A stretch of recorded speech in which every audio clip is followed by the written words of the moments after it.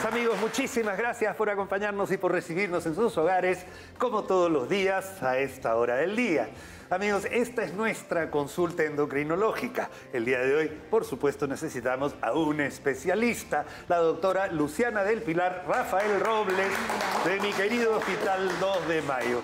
Amigos, vamos a hablar de un tema importante. Es la etapa quizás más conflictiva de la vida. Conflictiva porque uno no sabe todavía si sigue siendo niño ya joven o se cree adulto. Es una etapa en la cual se comienzan a desarrollar algunos caracteres sexuales secundarios. Es cuando uno despierta al mundo y pasa de ser un puber a ser un adolescente. Y amigos, se llama adolescente porque adolece de muchas cosas todavía, ¿de acuerdo? Ha llegado a la madurez. Pero llegada a la pubertad es cuando uno comienza a desarrollarse físicamente y comienza a cambiar un poquito el chip acá arriba. ¿Qué sucede cuando esta pubertad comienza antes de lo normal? ¿Y a qué cosa llamamos normal? Hay gente que es diestra, hay gente que es zurda, hay más diestros que zurdos, pero ser zurdo no es que seas un anormal. ¿De acuerdo? Ok, entonces, ¿a qué le podemos llamar normal? Bueno, para eso está el médico especialista. Pubertad precoz es de lo que vamos a hablar hoy. Bienvenida, doctora. Muchas gracias. Gracias por la invitación. Sí, es un tema bastante importante porque también es un tema que está aumentando, que lo vemos más en consulta. Mira. Entonces, pubertad precoz se refiere a la aparición de caracteres sexuales secundarios un poco antes de tiempo. Si bien hay diferencias raciales, por ejemplo, las niñas tal vez latinas se desarrollan un poquito antes que las niñas europeas, pero en general se dice pubertad precoz cuando en la niña hay una menarquia, que es la primera menstruación antes de los 9 años, o la aparición de botón mamario o de desarrollo mamario antes de los 7 años. 7 años. Ajá. Eso es para la aparición de botón mamario, se le llama y eso pubertad precoz. Y también en varones es cuando empieza a aumentar el volumen de los testículos antes de los 9 años. Doctora, eso se puede evaluar palpando el botón mamario, pero ¿se refleja en el nivel hormonal ante un examen de hormonas?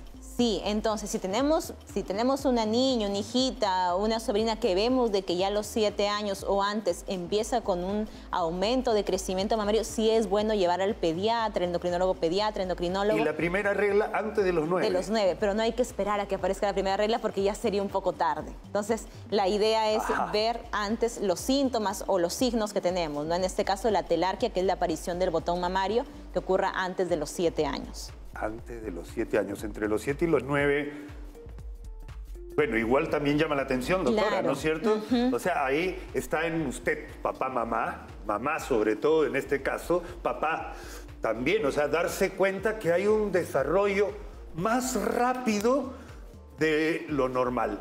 Hay antecedentes genéticos. Si mi mamá tuvo lo mismo, voy a tener yo. Yo también tuve mi primera regla temprano. Esas cosas se ven. ¿Hay predisposición genética, doctora? Sí hay cierta predisposición genética, pero igual no es normal. Entonces, ok, perfecto. Sí o sí merece un estudio. Merece un estudio. Hombre y mujer merecen un estudio. ¿En qué consiste ese estudio? En primera, bueno, se examina a la niña o al niño, se van a examinar lo que son los genitales. En el caso de las niñas también ver el tema de las mamas, ver si hay olor axilar, vello axilar, también el vello púbico, cómo se ha desarrollado. Y algo bastante importante que a veces de los papás se olvidan es que deben llevar su tarjetita de crecimiento. ¿Por qué? Porque la velocidad de crecimiento también se va a alterar. Entonces, un niño que entre a la pubertad va a empezar a crecer mucho más rápido, da su estirón. Entonces la mamá y el papá dicen, qué bueno, mi hijito está creciendo más rápido. No siempre es tan bueno porque tal vez se nos está adelantando. Al percentil normal. Exacto, vemos de que tal vez crecía 4 centímetros por año y de repente está creciendo 5, 6, se nos está disparando un poco. Entonces no es normal eso, es bueno que los papás nos traigan su tarjetita de crecimiento. Y otra cosa ¿Es el más, control del niño sano, doctora? Exacto, donde lo pesan, lo miden. Incluso hay papás que lo miden en casa, ¿no? Tal vez ya cumplieron los 5 años, ya pasó, pero cada mes, cada 3 meses le estén midiendo en casa y eso nos ayuda un montón. montón. Ok. Muy bien, ¿eso a qué más se asocia? Otra cosa que también a veces pedimos, justo hablando de ese tema del crecimiento, es la edad ósea. Le pedimos una radiografía de la manito. ¿Por qué? Porque los niños pueden tener, su cuerpo puede tener 8 años y lo esperable es que sus huesitos también tengan 8 años. Pero ¿qué pasa si sus huesitos ya son de un niño de 10, de 11 años? Significa que el hueso está madurando mucho más rápido y eso es bajo una influencia hormonal. Y lo otro es que nos queda menos tiempo de crecimiento. Vamos a repercutir en su talla adulta final. Entonces, lo evaluamos mediante la radiografía de edad ósea. Edad ósea de grano fino, así se llama, porque además se ven los espacios que corresponderían a cartílago. Exacto. Cuando no hay cartílago ya no hay más que crecer. Ajá. Doctora, y esto se traduce, ¿cuál es el manejo de estos casos, doctora? De acuerdo a la etiología en sí. Entonces, por ejemplo, imagina, ¿no? Viene una niña, tiene desarrollo, a los 6 años empieza con desarrollo mamario, se le estudia, se le van a pedir hormonas, cabeza, LH, estradiol. ¿Qué pasa si la LH ya nos está subiendo un poquito? Significa que ya por acá ya está mandando más influjo hormonal. Otra cosa más que también pedimos son otro tipo de hormonas sexuales que puedan ser periféricas. Hay casos donde también las glándulas suprarrenales se sobreestimulan y empiezan a producir más hormonas y eso también afecta. Eso es bien dañino también, ¿no? Exacto. Después de eso, viendo la etiología, puede ser necesario pedir algunos exámenes como una ecografía ovárica, que le puede ser vía abdominal, también una resonancia magnética. Una resonancia en el caso de para ser ver necesario. la glándula hipófisis, porque todo esto, aunque usted no lo crea, puede deberse a una enfermedad benigna que se desarrolla en la glándula hipófisis que se llama adenoma hipofisiario y que puede estar generando un montón de problemas y que también tiene manejo. Exacto, entonces tenemos que descubrir la causa, no estando como que directo me voy al tratamiento, no. Vamos descubriendo la causa, eso, y de acuerdo a eso se va atacando cada uno de estos. Por lo general, por ejemplo, en niñas la causa más frecuente es una pubertad precoz central. O sea, netamente de glándula hipofisiaria, porque se despertó antes de tiempo el interruptor, alguien lo prendió antes de tiempo. Alguien lo prendió antes. Ajá. Okay. Entonces se maneja ahí con agonistas, se llama agonistas GnRH, que son ampollitas que se colocan a las niñas o niños, en el caso también de requerirlo, que pueden ser mensuales o trimestrales. Y se les tiene que hacer un control, ¿no? Esta niñita, si no se hubiera manejado, podría tener lo que se llama una menarquía temprana, ¿no es cierto? Exacto, y eso es lo que debemos evitar, porque ya eso significa que ya se nos ha estado pasando Se nos pasó las manos, ok. Entonces, claro, tú te das cuenta antes de que realmente pase y comience a perder óvulos, vamos a decir, ¿no es cierto? Para tener la mejor calidad a los 20, 25 años, que es lo ideal. Ahora, si uno no hace nada, ¿qué pasa? La niña o el niño va a empezar su pubertad antes, por lo tanto, el pico de crecimiento va a ser antes, por lo tanto, la talla final va a ser menor también. Entonces, nos estamos enfrentando a una talla final menor y también las consecuencias que pueden haber, consecuencias hormonales, como también una retirada más próxima de la menstruación, por ejemplo. Osteoporosis avanzada, problemas de colesterol, trigliceridemias, pero es como si envejecieras antes. Exacto. ¿No? O sea, entonces, eso debemos estar vejez evitando. prematura, y eso es a lo que no queremos llegar. Felizmente hay las armas detectadas a tiempo. Exacto. Y eso es algo que vale la pena hablarlo. Se tienen equipos especializados en pubertad precoz, en desarrollo precoz. Es un tema endocrinológico que felizmente tiene manejo, gracias a especialistas como la doctora Luciana del Pilar Rafael Robles, de mi querido Hospital 2 de Mayo nuevamente, a quien le agradezco por habernos enseñado un poquito más acerca de estas alteraciones que, a pesar de ser raras, están en aumento. Nadie sabe por qué. Quizás sea cómo estamos viviendo nuestra vida. Doctora, muchísimas gracias. Gracias, muchas gracias por la invitación. Gracias, queridos amigos. Nosotros nos vamos. Enseguida regresamos con más del programa. Muchísimas gracias, doctora, por habernos acompañado. ¿Cuánto más o menos tiene de proteínas y cuánto necesitamos? Según nuestro peso ideal. Así es. Según nuestro peso ideal, sería nuestra cantidad. Eso quiere decir que la necesitamos desayuno, almuerzo y comida. Así es. En todos los momentos debería incluirse. O sea, lo ideal es poder incluir una alimentación balanceada en todos los tiempos de comida. Eso es lo ideal, ¿no? Entonces, lo importante. Ahora, dentro de los tipos de proteína, vamos a encontrar proteínas de origen animal, proteínas de origen vegetal. ¿Cuál es la diferencia? Que las proteínas de origen animal contienen todos los aminoácidos esenciales, a diferencia de las proteínas de origen vegetal, que van a tener deficiencia de aminoácidos esenciales. Entonces, y se absorben más rápido, o sea, el cuerpo lo asimila rápido, son las proteínas de origen animal. Por eso a los bebitos no se les debe dar echados ningún tipo de alimento. Porque imagínense, le sale leche por la oreja. Sí. A la larga, aunque hay un pare acá, pero esa es otra de las causas de infección, el reflujo incluso. ¿De acuerdo? Ahora, por otro lado, es mucho más corto este pedazo porque todavía no ha terminado de desarrollar. Entonces, este conducto tiene mucho menos espacio. Imagínese usted una sinusitis, una infección en la garganta, viene por acá, se va por el conducto y le infecta el oído. No es de afuera para adentro. Lo normal, digamos, sería que por la oreja se infecte el oído. No, esta es la infección a la garganta que se ha pasado al oído y no se puede acceder. Ahí no se accede, doctor. Nuestro cuerpo es tan sabio que manda la energía de la sangre a donde la necesita. Si tú acabas de comer, la sangre se ha ido básicamente al estómago, a los intestinos, a los órganos internos. Entonces, cuando uno se mete a nadar, es probable que pudiera existir un problema de espasmo muscular, un problema de falta de circulación en las extremidades. O sea, de hecho, uno no debe comer y hacer ejercicio. Ningún tipo de ejercicio, puede ser nadar, correr, trotar. No debe hacerlo. Por eso es que de ninguna manera un deportista, antes de jugar una final del campeonato, no hace como un tacu-tacu, pues. O sea, no es así.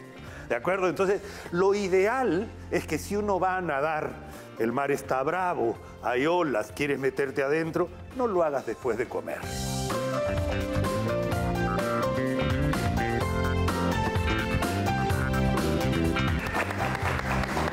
Queridos amigos, ¿cómo están? Muy bienvenidos sean todos ustedes y muchísimas gracias por recibirnos en sus hogares a esta hora, todos los días a partir de las 2 de la tarde y en todo el Perú. Este es nuestro consultorio nutricional para entender, por ejemplo, cuáles son las proteínas. Quizás para mí, además, creo que es de todos los grupos alimentarios que hemos dicho que son básicamente 5, que están las proteínas, carbohidratos, lípidos, vitaminas y minerales. ¿De acuerdo? De todos esos grupos, yo diría que el más importante para construir cuerpo humano son las proteínas. Pero el equilibrio es lo ideal, ¿no? Hay que tener todos los grupos alimentarios. Pero existen proteínas de muy rápida absorción, fáciles de digerir, que además se absorben rápidamente. Ahorita les voy a dar un ejemplo. Y existen otro tipo de proteínas que están ahí, que demoran un poquito más o que se absorbe una cantidad diferente, pero también necesaria. ¿No les parece a ustedes, por ejemplo, que el huevo, la clara de huevo, por ejemplo, es una de las mejores proteínas? La albúmina son los ladrillos para hacer cuerpo humano.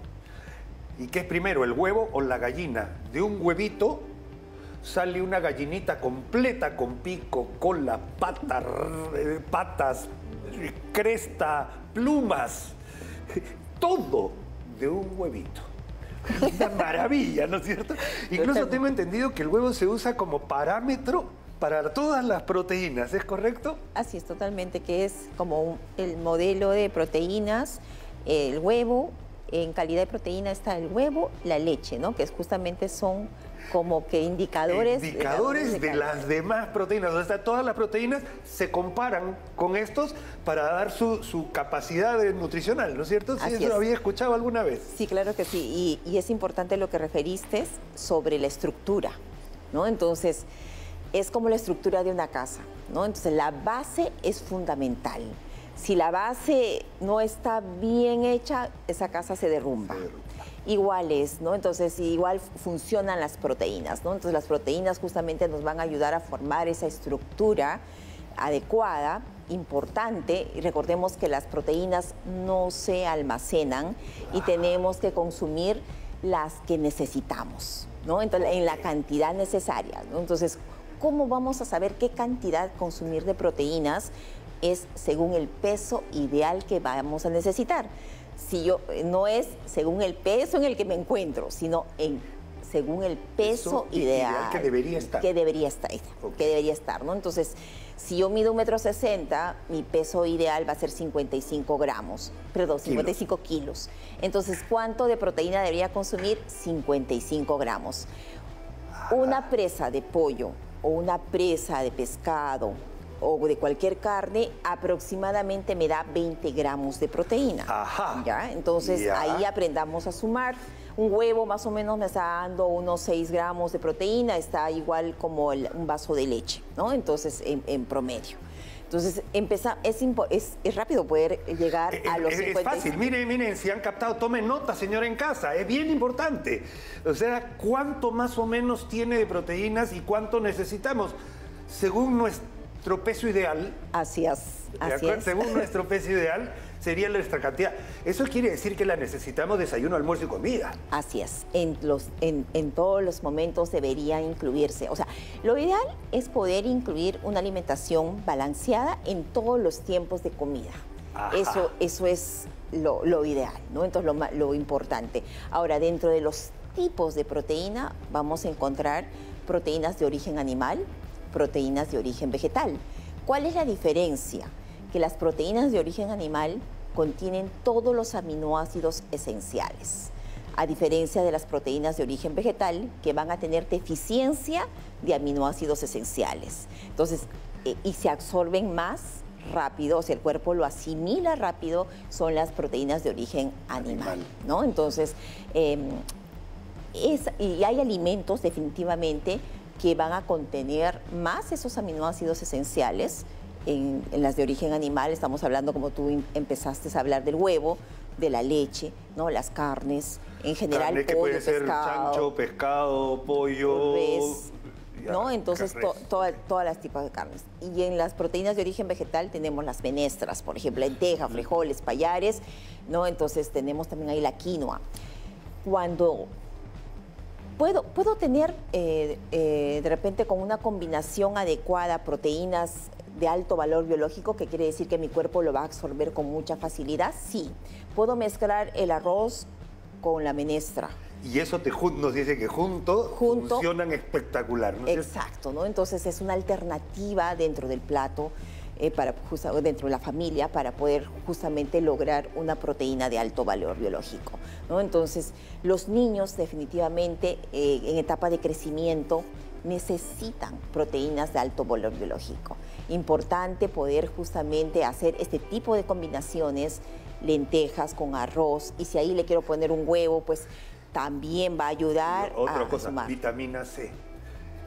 Claro que sí. La lenteja tiene que ir acompañadita con una ensaladita de tomate, con pimientos, con algo así, porque además así se aprovecha el hierro que tienen las lentejas. O sea, también es bien importante que mezclar. Totalmente de acuerdo, ¿no? Recordemos que el hierro no hemínico es aquel justamente de origen vegetal. Necesita la vitamina C para poder ayudar a absorber. ¿Dónde va? Una ensalada con su limoncito. Ya está. Listo, ahí tenemos y ayudamos, ¿no? Un jugo de naranja, un jugo de papaya, ¿no? O frutas picaditas que sean ricas en vitamina C va a contribuir a ello, ¿no? Entonces, es importante también poder incluir proteínas racionadas, como bien referí, o sea, necesitamos cierta cantidad, no excedernos, porque ¿qué pasa cuando excedemos? Malogramos nuestro riñón, ¿no? Especialmente aquellas carnes, ¿no? O sea, porque las otras sí se pueden, básicamente, pero el problema es que el riñón, como nosotros podemos, si hay mucha proteína, como bien dijiste, o sea, no se guarda. La proteína no se guarda, se tiene que eliminar. ¿Por dónde se elimina? Por los riñones. Aunque no deberíamos eliminar proteínas por los riñones, pero hay cosas que a la larga, como un colador que comienza a taparse. Y eso puede generar aumento de ácido úrico, aumento de las purinas, que no deberían ser, y eso a la larga termina hasta envenenando la sangre. Pero eso no quiere decir que uno no coma proteínas, por favor. Estamos hablando de un paciente en insuficiencia renal con diálisis, tiene que restringir las proteínas, pero no nunca dejar de comerlas. Así es. Y además son cierto tipo de proteínas, no todas. Porque huevo sí puede comer. Por supuesto, la albúmina, La ¿no? albúmina, Entonces, claro. la clara del huevo, que justamente está concentrado la albúmina, que es una proteína que se absorbe con mucha facilidad, ¿no? Igual que la caseína, que también que es otra proteína importante en el caso de los lácteos, que se puede absorber con mucha facilidad. Por eso es importante racionar y consumir la proteína en el desayuno, a media mañana, a media tarde y en la noche. Pero principalmente desayuno, almuerzo y cena. Perfecto. Dios mío, muchísimas gracias. Nuestro país es muy rico y tiene muy buena variedad de proteínas. No somos como la Argentina, de repente, que tiene una carne maravillosa, pero en nuestro país sí hay el mejor pescado del mundo, que también tiene proteínas.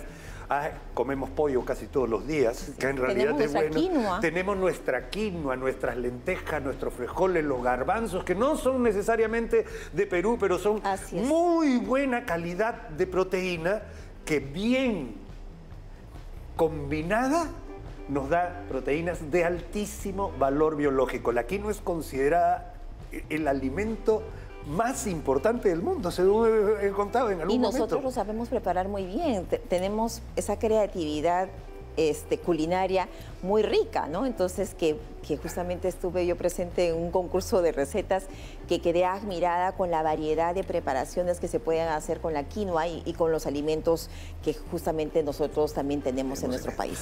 Listo, tenemos la riqueza, tenemos la naturaleza, tenemos el regalo de Dios de habernos nosotros, haber nacido en esta tierra que provee prácticamente todo en todas sus regiones. Y lo único que nos falta es saber aplicar ese convencimiento que puede ser ancestral, puede ser moderno, pero a la larga llevarnos a la mejor nutrición posible. Hemos hablado de las proteínas, quizás el alimento más importante del ser humano. Muchísimas gracias a la doctora Youmi Paz, muchísimas gracias, queridos amigos, a ustedes. Nosotros nos despedimos hasta nuestro siguiente programa, nuestro siguiente bloque. Nos vemos.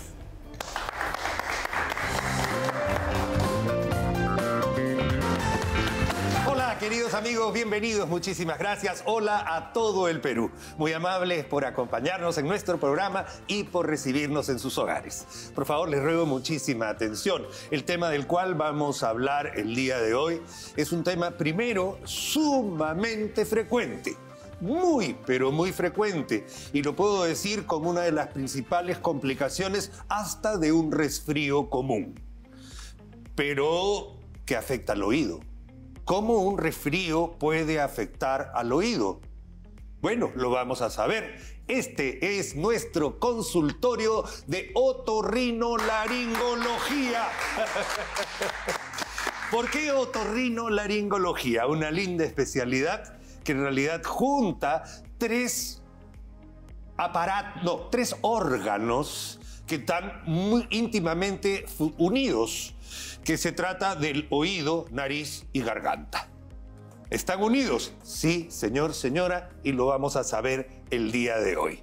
Para hablar de este tema, obviamente necesitamos la presencia de un médico especialista.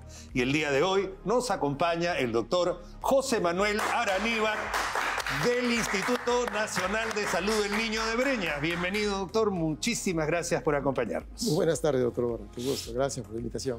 Muy amable a usted. Doctor, el tema de hoy son infecciones al oído. Y el oído tiene un oído externo, un oído medio y un oído interno. Hay infecciones que vienen de afuera para adentro, pero no es el caso en los niños. En los niños lo más frecuente es que la infección venga de adentro para afuera. Y eso la gente no... ¿Cómo el oído se va a infectar o puede tener una afección severa si es que no le entra nada por el oído? Más bien viene de abajo para arriba. ¿Nos puede explicar eso un poquito, por favor, doctor? Claro, con todo gusto. esa es una de las principales causas, ¿no? Para que uno le haga la pregunta a los pacientes cuando vienen por infección de oído. Y la pregunta es, señora, ¿usted antes de este dolor de oído ha tenido alguna molestia, ha tenido un resfrío, una patología respiratoria? Y siempre te dicen, sí, he estado resfriado. Entonces, ya casi con esa respuesta, uno ya deduce sin examinar al paciente que ese dolor de oído es del oído medio, ¿no? Por el antecedente de la infección respiratoria. Entonces, el oído medio, sí, no se comunica con el oído externo porque hay una pared que te protege, que es el tímpano. Esta pared sirve como un protector, es decir, por más que uno entre al agua, tenga contacto con diferentes ambientes, la bacteria no puede entrar hacia el oído medio. Pero es todo lo contrario cuando se encuentra en la vía respiratoria de la nariz. ¿Por qué? Porque hay una comunicación directa entre la nariz y el oído medio. El oído medio tiene una comunicación, tiene tres partes, la mastoides, la caja y la trompa de Eustaquio. Por medio de la trompa, casi está a medio centímetro por detrás de la salida de la nariz. Eso hace que cuando hay un paciente que está resfriado, que dura este resfrío 4, 5, 7 días, es muy probable y es muy frecuente que la infección parte de allí hacia el oído medio y tenemos la infección del oído medio por esta causa. Por esta causa. Doctor, muy bien lo ha dicho, claro, hay una división entre el oído externo y el oído medio. Por eso cuando nos metemos al mar, a una piscina, no nos entra el agua al cerebro, pues no, o sea, es evidente. Ahora, ¿qué es lo que sucede acá? Doctor, primero que yo tengo que decir que esto es una emergencia, aunque no lo parezca. El dolor de oído es probablemente uno de los dolores más molestos, más fuertes y más terribles cuando uno mira la cara de un niñito. Y lo digo porque cuando uno le duele la barriga, por lo menos puede hacer así, ¿ya? Ok, me duele la barriga. Pero ¿cómo haces si te duele el oído? O sea, ese dolor de oído, el que lo ha visto en la carita de un niño, no se lo olvida, doctor. Duele de alma. Coméntenos un poquito. Esta presentación del dolor lo vamos a encontrar de diferente, o sea, la manifestación del dolor lo vamos a encontrar de diferente manera. Generalmente un niño de 3 a 4 años para adelante ya no lo puede decir, me duele el oído, y el niño no puede ni dormir, y es peor, cuando el niño se acuesta, el dolor se incrementa. Y el dolor es más intenso, entonces el niño no puede ni dormir, si no duerme el niño tampoco, los padres, obviamente. Y es un dolor que impide que siga con las labores. A diferencia, por ejemplo, que también es muy doloroso en un niño de 1 año o 2 años que todavía no saben manifestarse. Entonces, en ellos es frecuente que es tanto el dolor que ellos sientan a golpearse pensando de que el dolor va a disminuir o desaparecer. Por suerte, ese es un síntoma de que el niño tiene un problema en el oído. Es cuando ellos se golpean en el oído frecuentemente y solamente lloran y se golpean y uno no entiende qué es lo que está pasando. De acuerdo. Acá me gustaría decir, o sea, es diferente que en el adulto. ¿Por qué? Porque la anatomía en el adulto es diferente a la anatomía del niño. El niño no ha desarrollado, y creo lo vamos a ver en unos dibujos en pantalla para explicar cómo el acceso de la garganta al oído en los niños es mucho más rápido que el que pudiera haber en los adultos, donde lo más frecuente es la infección del oído externo. ¿No es cierto? Así es. Así es. Vamos, amigos, nos vamos a pantalla. Vamos a pedirle al doctor Araníbar que por favor nos explique las diferencias anatómicas que hay entre el oído de un niño y el oído de un adulto. Acompáñenos, por favor, a la pantalla. Gracias. Por favor, adelante, doctor. A ver. Adulto y niño. Acá vamos a ver una cosa importantísima. Miren la rectitud. Desde el oído, en realidad es desde acá afuera, a la garganta. Miren, en cambio, en el adulto. Usted, doctor, por favor. Sí. El oído medio tiene 3 partes, ¿no? La caja, lo que está en la mastoides y lo que te comunica, ¿no?, con la nariz. El oído produce moco y este moco debe de caer por medio de esta rampa que se llama trompa de Eustaquio hacia la nariz. Entonces, en un adulto, esta trompa tiene un ángulo de más o menos 45 grados. Es mucho más elevado. a diferencia de un niño que es casi de 10 grados a 20 grados. Entonces, es casi horizontal. Entonces, si el niño, digamos, se le ocurre tomar la leche, un bebe todo, un poco semisentado, es muy fácil que el líquido pase, porque va a ser casi horizontal la comunicación de la nariz con la trompa. Por eso a los bebitos no se les debe dar echados ningún tipo de alimento. Porque imagínense, le sale leche por la oreja. Sí. A la larga, aunque hay un pare acá, pero esa es otra de las causas de infección, el reflujo incluso. ¿De acuerdo? Sí. Ahora, por otro lado, es mucho más corto este pedazo porque todavía no ha terminado de desarrollar. Entonces, este conducto tiene mucho menos espacio. Imagínese usted una sinusitis, una infección en la garganta, viene por acá, se va por el conducto y le infecta el oído. No es de afuera para adentro. Lo normal, digamos, sería que por la oreja se infecte el oído. No, esta es la infección a la garganta que se ha pasado al oído y no se puede acceder. Ahí no se accede, doctor. No. Hay una cirugía que se llama cirugía de trompa de Eustaquio, que actualmente con técnicas modernas nos permite llegar por la nariz, con una cámara, un endoscopio, hasta la trompa.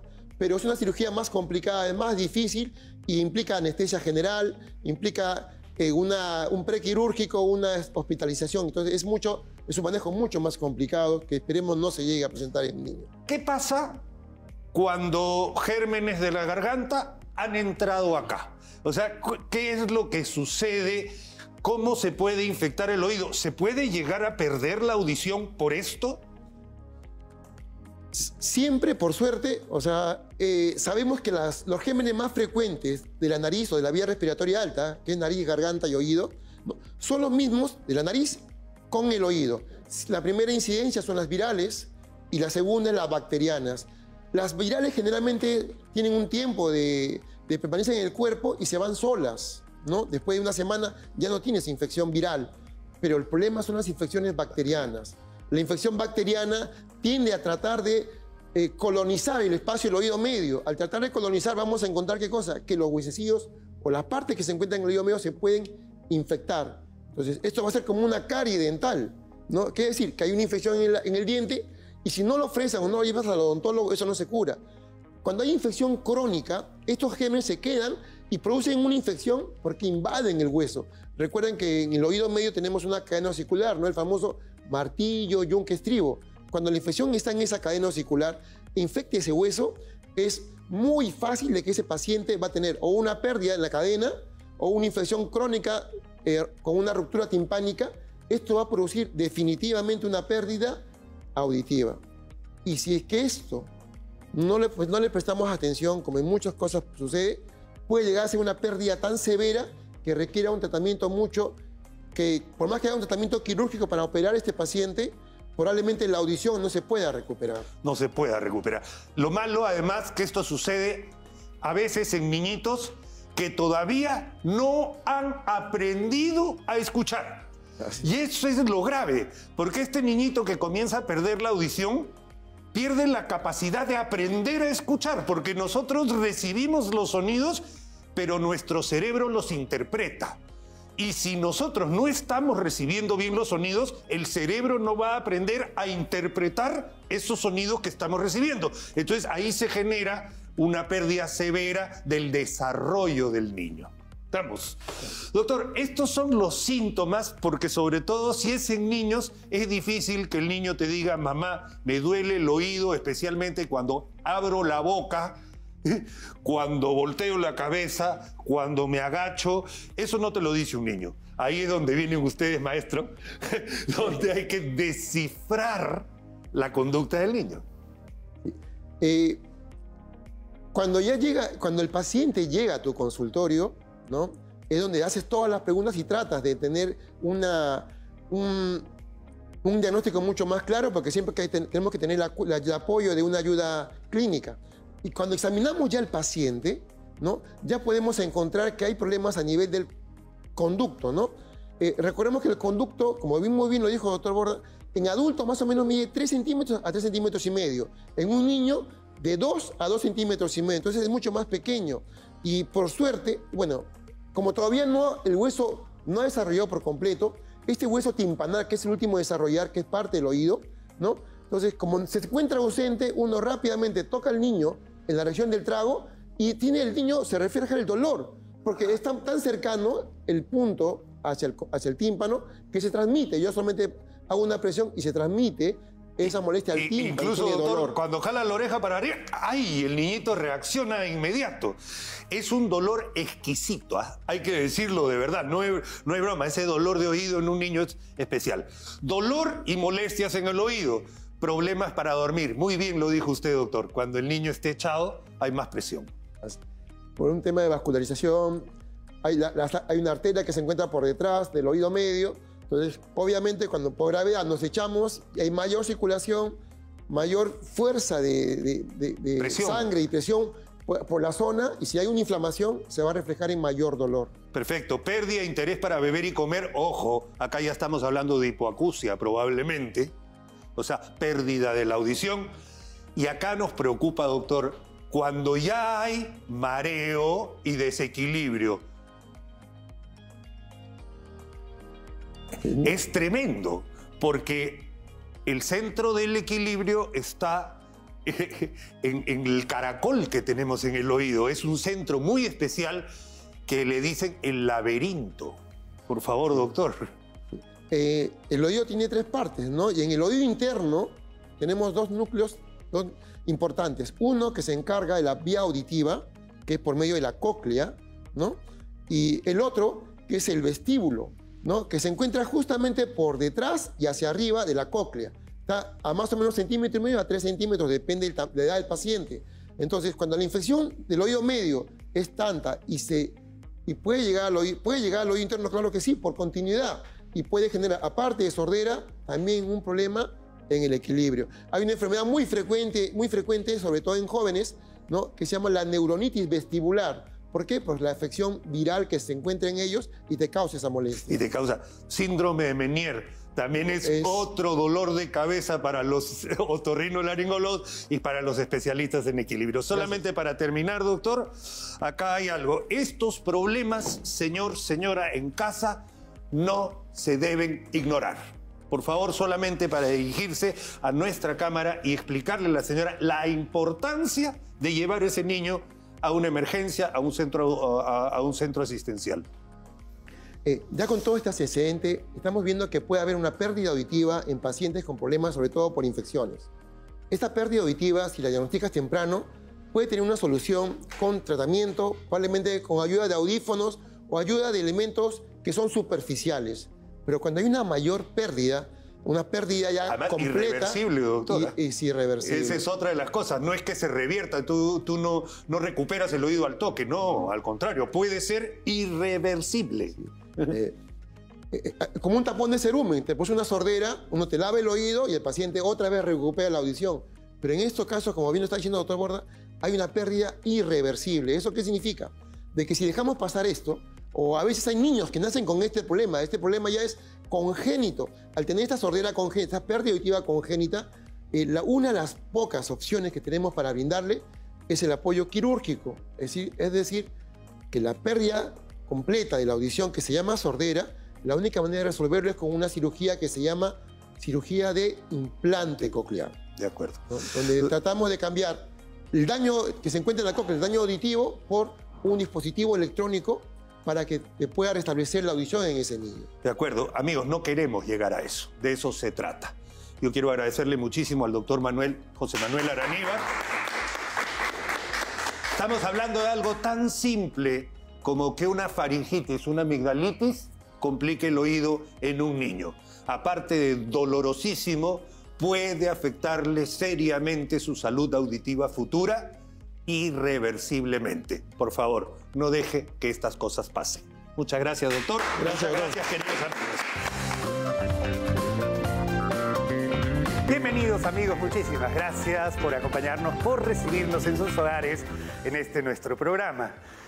Hoy nos corresponde ahora Un bloque muy solicitado por muchos de ustedes, básicamente porque gracias a sus consultas es que alimentamos este bloque del programa. Se trata de romper mitos. Aquellas cosas que hemos ido escuchando a lo largo en el transcurso de nuestra vida, el secreto de la abuelita, algo que alguien oyó por ahí y luego se va haciendo una especie de leyenda urbana.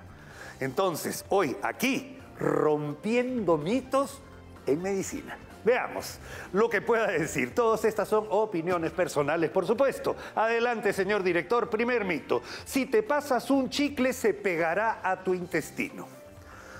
A ver, amigos, ahí va a haber que entender algo. Primero vamos a decir, chicle es una marca comercial. En realidad debería ser goma de mascar, ¿de acuerdo? Así de eso se trata. Pero todo el mundo conoce al chicle como chicle, lo vamos a dejar ahí. La idea está en que el chicle viene a ser un derivado del petróleo, amigos, que eso es bien importante entender. Es prácticamente un plástico y no está diseñado para tragarse. Si te tragas de casualidad un chicle o una goma de mascar, no va a pasar nada. En realidad, es lo más probable. Pero si tú tienes como costumbre tragarte el chicle, lo más probable es que por la temperatura interna del cuerpo, esta goma de mascar se vuelva tan frágil, tan débil, se derrita, que tarde o temprano te podría ocasionar problemas como suboclusiones intestinales, problemas de una sustancia que no está hecha para que la digiera el cuerpo humano. Entonces, claro, no debe tragarse el chicle. Pero tampoco es como para asustarse si un día de casualidad te estás riendo y te tragas el chicle, no te vas a morir, no te va a pasar nada. Si lo tienes como costumbre, quítala inmediatamente. El chicle no es para comer. Perfecto. La siguiente, vamos a ver. Adelante. ¿Debes esperar por lo menos 1 hora después de comer para nadar? Acá hay que entender algo bien importante. Nuestro cuerpo es tan sabio que manda la energía de la sangre a donde la necesita. Si tú acabas de comer, la sangre se ha ido básicamente al estómago, a los intestinos, a los órganos internos. Entonces, cuando uno se mete a nadar, es probable que pudiera existir un problema de espasmo muscular, un problema de falta de circulación en las extremidades. O sea, de hecho, uno no debe comer y hacer ejercicio. Ningún tipo de ejercicio, puede ser nadar, correr, trotar. No debe hacerlo. Por eso es que de ninguna manera un deportista antes de jugar una final del campeonato no hace como un tacu-tacu, pues, o sea, no es así. ¿De acuerdo? Entonces, lo ideal es que si uno va a nadar, el mar está bravo, hay olas, quieres meterte adentro, no lo hagas después de comer. Sería primero un mal gesto, te puedes atorar, puede haber reflujo gastroesofágico, aspiras tu propia comida, te asustas y te ahogas. Eso sí puede pasar. Si vas a nadar, tómalo con calma, espera un tiempo, camina un poco y luego te metes al mar. Ese es mi consejo. Vale. Adelante, siguiente. Tercer mito, rompiendo mitos. Salir con el cabello mojado a la calle te hará que te dé la gripe. Falso. Esto no es verdad. Bajo ningún concepto. Hay otras personas que dicen salir sin zapatos o sin medias te va a dar porque el resfrío entra por los pies. Falso. Amigos, la gripe es un virus y no tiene nada que ver con el cabello mojado. No tiene tampoco nada que ver con el frío. Imagínense, si no en Alaska todo el mundo estaría resfriado. Y no es así. La verdad es que esto es un virus, afectan los cambios bruscos de temperatura, las corrientes de aire, eso afecta a nuestro sistema inmunológico y nos hace más susceptibles a adquirir una gripe. No tiene nada que ver con el pelo mojado o andar sin zapatos. Siguiente, vamos a ver, el cuarto mito, rompiendo mitos en este programa. Leer con poca luz daña la vista. Queridos amigos, esto no es un mito, es una verdad. Uno exige su vista mucho más que leer con buena luz. Comienzas a tener problemas de enfoque. Comienzas incluso a acelerar algunas enfermedades. Hay desgaste ocular. Como hay poca luz, tienes que mantener los ojos abiertos por más tiempo. Eso genera sequedad del ojo. En realidad sí es un problema leer con poca luz. Puede dañar la vista, puede ocasionar lo que se llama ojo rojo, sensación de cuerpo extraño, ojo seco e incluso alterar o acelerar algunos problemas refractivos de nuestra visión. ¿Me parece? Muy bien. El último, quinto mito. Adelante, señor director. El cucurucho destapa el oído. No recomiendo hacer el cucurucho, pero he visto en algunos casos. Ustedes han visto que se puede producir un vacío cuando uno pone un vaso con un poquito de... y se prende y ahí se hacen los chupones famosos. Es porque chupa y se queda el vaso pegado ahí. Y hacer eso en el oído es la idea. Pero yo he visto muchos accidentes en relación al cucurucho en el oído, usa un papel no adecuado y el niño se quema la cara. No vale la pena. Lo mejor para cuando uno tiene el oído tapado es dormir de costado toda esa noche. Y lo más probable es que el oído amanezca destapado. Pero eso de hacer intervencionismo con un oído que está tapado no es recomendable, y menos utilizar un hisopo. Porque esto, cuando el oído se mantiene tapado y sigue tapado por varios días, lo que hay que hacer es acudir a un especialista para que nos miren a ver qué es lo que está pasando. Puede ser que el oído esté inflamado y se tape, puede ser que haya un tapón ceruminoso que está ocluyendo la luz del oído, puede ser incluso que haya hasta un cuerpo extraño. En los niños especialmente, a mí, yo saqué una vez, le voy a decir, un arbolito del oído. ¿Cómo era un arbolito? Sí, el niño se había metido un frejol y el frejol había germinado y había hecho una ramita y una flor, y cuando fui a mirar efectivamente salían ramitas y hojitas, y lo saco y era un frejol que había germinado dentro del oído de una criatura. Así que ojo con eso, hay muchas razones por las cuales se pueda tapar un oído. Nosotros regresamos, seguimos con más de nuestro programa enseguida. Muchas gracias por su participación. Muchísimas gracias, queridos amigos. Gracias por habernos acompañado toda esta semana. Espero que nos hayan recibido con cariño en sus hogares y nosotros nos vemos después de pasar este lindo fin de semana entre amigos y familia. Nos vemos el lunes. Muchas gracias. ¡Chao!